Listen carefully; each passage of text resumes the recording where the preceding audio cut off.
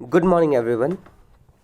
आशा करता हूँ आप सभी लोग घर पे होंगे, स्वस्थ होंगे और मम्मी पापा की बातें ज़रूर मान रहे होंगे। जो हम साइंस में अक्सर करते हैं वो तो कर ही रहे होंगे। क्या करते हैं? वह है नोट्स बनाना। तो नोट्स बनाने का काम तो हम कर ही रहे होंगे सारे के सारे लोग। ठीक है। और लास्ट लेक्चर में क्या पढ़ा था वो हम एक बार डिस्कस कर लेते हैं। लास्ट लेक्चर में अगर हम एलिमेंट्री कैनाल के बारे में बात करें तो एलिमेंट्री कैनाल में सबसे पहला तो हमने ऑलरेडी ख़त्म कर दिया था बकल कैविटी वाला पार्ट। और उसमें एक ग्लैंड था, उस ग्लैंड के बारे में हमें याद ये रखना है कि कौन से बॉडी के कौन से पार्ट में कौन से तरह के न्यूट्रिएंट का ब्रेक डाउन हो रहा है। तो हमारे माउथ में जो भी शुगर वगैरह था उनका ब्रेक डाउन हो रहा था। उसके बाद फूड पाइप या फिर ओसोफेगस के थ्रू खाना नीचे जाता है। दो कंडीशंस हैं, पहला या तो फूड नीचे जा सकता है और कभी कभी फूड ऊपर भी वापस उल्टा जा सकता है। और जब फूड वापस उल्टा जाता है उस केस को क्या बोलते हैं? वॉमिटिंग। ठीक है। अब वॉमिटिंग कब होता है? जब हमारा जो स्टमक है वो फर्दर फूड एक्सेप्ट नहीं कर रहा होता है। फिर उसके बाद हमने स्टमक के बारे में पढ़ा था कि यू शेप्ड है, फ्लैटर्ड यू शेप का एक ग्लैंड है, एक तरीके से हम ऐसा बोल सकते हैं, काफ़ी थिक वॉल्ड है। और इसके अंदर तीन चीज़ें पाई जाती हैं, एक तो म्यूकस, दूसरा हाइड्रोक्लोरिक एसिड और तीसरा एक डाइजेस्टिव जूस पाया जाता है। डाइजेस्टिव जूस क्या करता है? वो प्रोटीन को ब्रेक डाउन करता है। और जो हाइड्रोक्लोरिक एसिड है वो बैक्टीरिया वगैरह को मार देता है, जो भी जर्म्स वगैरह होते हैं उनको मार देता है। और जो म्यूकस होता है वो हमारे स्टमक के इनर लाइनिंग्स को प्रोटेक्ट करता है हाइड्रोक्लोरिक एसिड से। अब तुम सोचो कि हाइड्रोक्लोरिक एसिड अगर बैक्टीरिया को मार सकता है तो हमारे बॉडी के जो पार्ट्स हैं उनको भी नुकसान पहुंचा सकता था। लेकिन टू इंश्योर कि वो हमारे बॉडी के किसी पार्ट को कोई भी नुकसान ना पहुंचाए, वहाँ पे म्यूकस होता है। म्यूकस उसके इम्पैक्ट को कम कर देता है या ऑलमोस्ट ख़त्म कर देता है। अब उसके बाद हमने ये भी डिस्कस किया हुआ था कि जो स्टमक था वो एक तरफ जो है किससे जुड़ा होता है? ओसोफेगस से जुड़ा होता है, दूसरी तरफ स्मॉल इंटेस्टाइन से जुड़ा होता है। जो फूड प्रोसेस होता है स्टमक में उसका फूड स्मॉल इंटेस्टाइन में जाता है। तो आज हम पढ़ेंगे स्मॉल इंटेस्टाइन के बारे में या फिर स्मॉल इंटेस्टिन के बारे में। कह रहा है the small intestine is highly coiled and is about 7.5 metres long. कह रहा है कि कॉइल्स के शेप में होता है, मतलब ऐसे घुमा घुमा हुआ होता है। ठीक है। और 7.5 मीटर लॉन्ग होता है। अगर सोचो 7.5 मीटर एकदम सीधा सीधा होता तो काफ़ी ज़्यादा लंबा हो जाता। मतलब हमारा जो बॉडी का हाइट होता है, हमारे बॉडी का हाइट 7.5 मीटर नहीं होता है, 1.5 मीटर, 1.6, 1.7, 1.8 ऐसे करके हमारे यहाँ पे के लोगों का होता है। तुम्हारी क्लास में ज़्यादातर लोगों का कितना होगा? 1.5 मीटर, 1.4 मीटर, 1.5 मीटर, फिर 1.6, 1.7 तक होगा। ठीक है। तुम सोचो अगर तुम्हारी बॉडी की हाइट उतनी है और स्मॉल इंटेस्टाइन की जो लंबाई है वो कितनी है? 7.5 मीटर। ये याद रखना है आपको। तो ये सीधे सीधा क्या रह सकता था? तो नहीं। वो कैसे रहता है? इसीलिए वो कॉइल के शेप में होता है, वो ऐसे ऐसे घूमे। कॉइल जैसे सांप होते हैं, सांप जब कहीं बैठते हैं तो वो ऐसे घूम घूम के बैठते हैं। तो ऐसा ही करके स्ट्रक्चर होता है हमारे स्मॉल इंटेस्टाइन का। अगर आपने पिक्चर देखा हुआ होगा तो आपको चीज़ें क्लियरली पता होंगी। ठीक है। तो ऐसे घूम घूम के ही ये 7.5 मीटर का लेंथ बना लेता है। आगे कह रहा है it receives secretions from the liver and the pancreas. अब देखो स्मॉल इंटेस्टाइन जो था वो डायरेक्टली तो स्टमक से जुड़ा हुआ था, लेकिन स्टमक के पीछे दो और चीज़ें थीं। एक तो पैंक्रियाज था, ठीक है, और दूसरा लिवर था। लिवर आपने देखा ही होगा, लिवर कुछ ऐसा स्ट्रक्चर होता है। ठीक है। लिवर कुछ ऐसा स्ट्रक्चर होता है और पैंक्रियाज का कुछ ऐसे लंबा सा स्ट्रक्चर होता है। ठीक है। तो अभी हम इस पिक्चर को देखेंगे भी, पैंक्रियाज और लिवर कैसे होते हैं। ये स्टमक के पीछे होते हैं और ये जुड़े हुए होते हैं किससे? ये हमारे स्मॉल इंटेस्टाइन से जुड़े हुए होते हैं। Besides it's walls also secrets juice. इसका मतलब क्या हुआ कि एक तो पहली बात तो ये कि जो स्मॉल इंटेस्टाइन है वो कौन कौन सी चीज़ से जुड़ा हुआ है? एक तो लिवर से जुड़ा हुआ है और दूसरा पैंक्रियाज से जुड़ा हुआ है। लिवर कोई एक जूस सीक्रेट करेगा, पैंक्रियाज कुछ एक जूस सीक्रेट करेगा।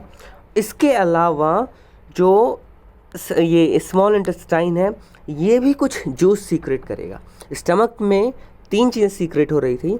इन द सेम मैनर जो स्मॉल इंटेस्टाइन है ये सिर्फ और सिर्फ एक ही जूस सीक्रेट कर रहा है, लेकिन इसके अलावा दो तरह के जूस दो जगह से आ रही हैं, एक तो लिवर से, दूसरा पैंक्रियाज से।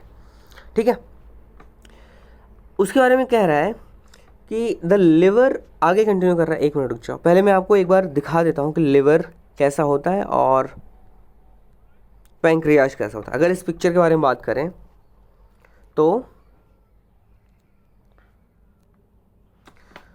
अगर ये पीछे वाला पोर्शन अगर आप देखने की कोशिश करो, ये वाला पोर्शन, ये यहाँ पे छुप गया पीछे, पाइप के पीछे, ये यहाँ पे आया हुआ है, और ये यहाँ पे भी ऐसे ही इसके पीछे छुपा हुआ है, ये जो आगे का ऑर्गन है, और ये मिला के ऐसा करके कुछ स्ट्रक्चर बना रहा है।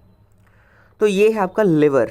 ठीक है, इन द सेम मैनर आपको अगर स्टमक देखना हो तो स्टमक तो आपने ऑलरेडी क्लियर किया हुआ था, फ्लैट एंड यू शेप का होता है।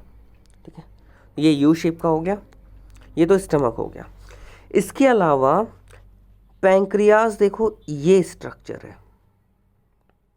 ठीक है, ये स्ट्रक्चर जो है ये पैंक्रियाज का है। तो पैंक्रियाज और लिवर ये जुड़ा हुआ है किससे? हमारे स्मॉल इंटेस्टाइन से। ये जो अंदर वाला पार्ट है ये पूरा घूम घूम के ऐसे पड़ा हुआ है, ये पूरा का पूरा स्मॉल इंटेस्टाइन। कितना लेंथ होगी इसके? 7.5 मीटर लॉन्ग होगा। ठीक है, इसके अलावा एक और चीज़ इसमें जुड़ा हुआ है लिवर के जस्ट सामने, और वो है gall bladder. Gall bladder liver से जुड़ा हुआ है। लिवर जो है, लिवर, गॉल ब्लैडर, पैंक्रियाज, ये तीनों किससे जुड़े हुए हैं? स्मॉल इंटेस्टाइन से। ठीक है, तो ये चीज़ आपको आई होप क्लियर हो गया होगा। आगे इसको कंटिन्यू करते हैं। कह रहा है the liver is a reddish brown gland situated in the upper part of the abdomen on the right side. अगर आपको अभी ध्यान होगा तो बॉडी के, अगर हमारे सामने से देखा जाए तो, सामने से अगर देखा जाए तो ऐसा करके कुछ स्ट्रक्चर था जो कि हमें सामने से ऐसा लग रहा था कि लेफ़्ट साइड में है। लेकिन अगर आप उस इंसान की जगह अपने आप को रखो और फिर देखने की कोशिश करो कि ये लिवर कहाँ पे होगा आपकी बॉडी के, तो पता चलेगा कि आपके राइट साइड में होता है और आपके एब्डोमेन के अपर पार्ट में होता है। एब्डोमेन कहाँ पे होता है? जो भी जहाँ पे ये स्मॉल इंटेस्टाइन वगैरह होता है वो एब्डोमेन वाला पोर्शन हो जाता है। एब्डोमेन के ऊपर वाला जो पार्ट होता है, अपर पार्ट ऑफ एब्डोमेन में जो राइट साइड में होता है, रेडिश ब्राउन कलर का एक ग्लैंड होता है, उस ग्लैंड का क्या नाम है? लिवर। और सबसे बड़ा ये जीके का क्वेश्चन एक हो सकता है, और वो क्वेश्चन क्या है कि it is the largest gland in the body. हमारे बॉडी में जितने भी ग्लैंड्स हैं उन ग्लैंड्स में सबसे ज़्यादा बड़ा ग्लैंड कौन सा है? वो है लिवर। ठीक है, आगे कह रहा है it secretes bile juice that is stored in the sac called the gall bladder. आपको याद होगा अभी हमने देखा था कि जो लिवर था, लिवर ऐसा करके कुछ स्ट्रक्चर था, उसके सामने कुछ ऐसा सैक लाइक स्ट्रक्चर था, कुछ ऐसे थैली लाइक स्ट्रक्चर था। उस थैली को हमने उसके बारे में पढ़ा था कि वो उसको बोलते हैं गॉल ब्लैडर। तो गॉल ब्लैडर क्या करता है? उसके अंदर एक जूस प्रेजेंट होता है, स्टोर होता है, फिर वो एक जूस सीक्रेट करता है। उस जूस का नाम है बाइल जूस। ठीक है, और वो बाइल जूस जो है लिवर सीक्रेट करता है और वो कहाँ पहुँचाता है? स्मॉल इंटेस्टाइन तक पहुँचाता है। The bile plays an important role in the digestion of fats. तो ये भी एक बहुत बहुत अच्छी बात हो गई। हमारे माउथ के अंदर जो है कार्बोहाइड्रेट का ब्रेकडाउन हो रहा था, हमारे स्टमक में प्रोटीन का ब्रेकडाउन हो रहा था, और बाइल जूस की वजह से, जो कि गॉल ब्लैडर से सीक्रेट हो रहा था, और लिवर जो है उसको कहाँ पहुँचा रहा था? स्मॉल इंटेस्टाइन तक पहुँचा रहा था। तो बाइल जूस क्या कर रहा था? वो फैट्स का ब्रेकडाउन करता है। ठीक है, तो 3 चीज़ें हो गई, कार्बोहाइड्रेट हो गया, फैट्स हो गया और प्रोटीन हो गई। ये तीनों चीज़ों का ब्रेकडाउन हमने अभी तक क्लियरली देख लिया है। आगे क्या कह रहा है? The pancreas is a large cream coloured gland located just below the stomach. हमने ये भी देखा हुआ है कि बड़ा पतला सा लंबा सा ऐसा करके कुछ लंबा सा कुछ ऐसे स्ट्रक्चर था। ठीक है, तो ये स्ट्रक्चर आपको याद होगा अभी भी। अगर नहीं याद है तो वापस से उस स्लाइड पे आप जाके क्लियरली वापस से देख सकते हो कि पैंक्रियाज कैसे दिखते हैं। ठीक है, तो इसके बारे में कह रहा है एक तो ये क्रीम कलर का होता है, जस्ट बिलो स्टमक होता है ये। The pancreatic juice acts on carbohydrates and proteins and changes them into simpler forms. अब जो पैंक्रियास वो कौन सा जूस प्रोड्यूस कर रहा है? पैंक्रियाटिक जूस प्रोड्यूस कर रहा है। और इसके पहले अगर हमने देखा रहा होगा तो कार्बोहाइड्रेट जो है हमारे माउथ में उसका ब्रेक डाउन हो रहा था, कार्बोहाइड्रेट के एक पार्ट का ब्रेक डाउन हो रहा था। In the same manner protein का भी हल्का फुल्का ब्रेक डाउन कहाँ पे स्टार्ट हुआ था? स्टमक में हुआ था। लेकिन पैंक्रियास क्या करता है? कार्बोहाइड्रेट को और प्रोटीन्स को फर्दर ज़्यादा सिंपलर सब्सटेंसेस में ब्रेक कर देता है। पैंक्रियाटिक जूस कहाँ से प्रोड्यूस होता है? पैंक्रियास से। पैंक्रियास होता कहाँ पे? स्टमक के जस्ट नीचे होता है और एब्डोमेन के जस्ट ऊपर होता है। ठीक है। The partly digested food now reaches the lower part of the small intestine where the intestinal juice completes the digestion of all components of the food. अब क्या हुआ कि जो स्टार्ट था, जो पार्ट मतलब इंटेस्टाइन का जो पार्ट स्टमक से कनेक्टेड था, उस पार्ट के पास में तो फूड जब पहुंचा होगा तो वहाँ पे एक तो पैंक्रियाटिक जूस का एक्शन रहा होगा और दूसरा बाइल जूस का एक्शन रहा होगा। इसकी वजह से फूड काफ़ी ज़्यादा हद तक ब्रेकडाउन फूड का हो चुका होगा। लेकिन अभी तक हमने स्मॉल इंटेस्टाइन जो जूस सीक्रेट करता है उसका यूज़ हमने नहीं पढ़ा। तो स्मॉल इंटेस्टाइन का जूस सीक्रेट कहाँ पे होता है? जो स्मॉल इंटेस्टाइन का जो आखिरी वाला पार्ट होगा, जो पार्ट लार्ज इंटेस्टाइन से जुड़ा हुआ होगा, उस पार्ट में वो जूस सीक्रेट होता है। और खाना जो हल्का हल्का रह गया था उसका ब्रेकडाउन होने से, वो पूरा का पूरा ब्रेकडाउन करने का जिम्मेदारी किसको मिलता है? स्मॉल इंटेस्टाइन में जो जूस होता है उसको मिलता है। ठीक है। तो जो जूस होता है, इंटेस्टिनल जूस होता है, वो पूरा का पूरा डाइजेशन प्रोसेस कंप्लीट कर देता है। इसका मतलब क्या हुआ? वापस अगर हम रिकॉल करें तो हमारे माउथ के अंदर कार्बोहाइड्रेट का थोड़ा बहुत ब्रेकडाउन हो रहा था, फिर उसके बाद फूड पाइप के थ्रू फूड स्टमक में पहुंच रहा था और स्टमक में प्रोटीन का ब्रेकडाउन हो रहा था, फिर खाना पहुंच रहा था हमारे स्मॉल इंटेस्टाइन में। स्मॉल इंटेस्टाइन से जुड़ा हुआ था दो चीज़ें, लिवर जुड़ा हुआ था और पैंक्रियास जुड़ा हुआ था।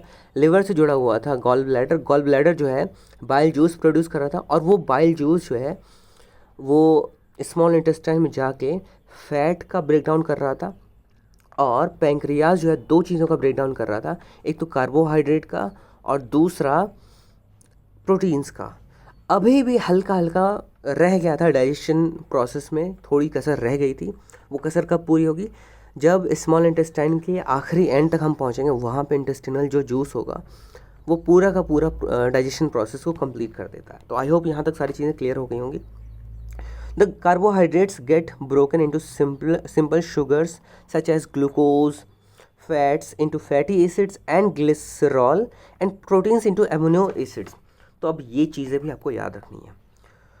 कार्बोहाइड्रेट जो है, कार्बोहाइड्रेट का ब्रेकडाउन किस में होता है? ग्लूकोज में। ठीक है, या फिर अदर सिंपलर शुगर्स में। ठीक है। और फैट्स का ब्रेकडाउन किस में होता है? फैटी एसिड्स में और ग्लिसरॉल में। फैट्स की अगर हम बात करें तो फैट्स दो चीज़ों में टूटता है, अब वो दो चीज़ें कौन है? फैटी एसिड और ग्लिसरॉल। प्रोटीन किस में टूटता है? अमीनो एसिड्स में। ये चीज़ें आपको याद रखना बहुत ही ज़्यादा ज़रूरी है। आज इतने ही पे एंड करते हैं, बाकी नेक्स्ट लेक्चर में मिलेंगे। तब तक ले stay home and stay safe.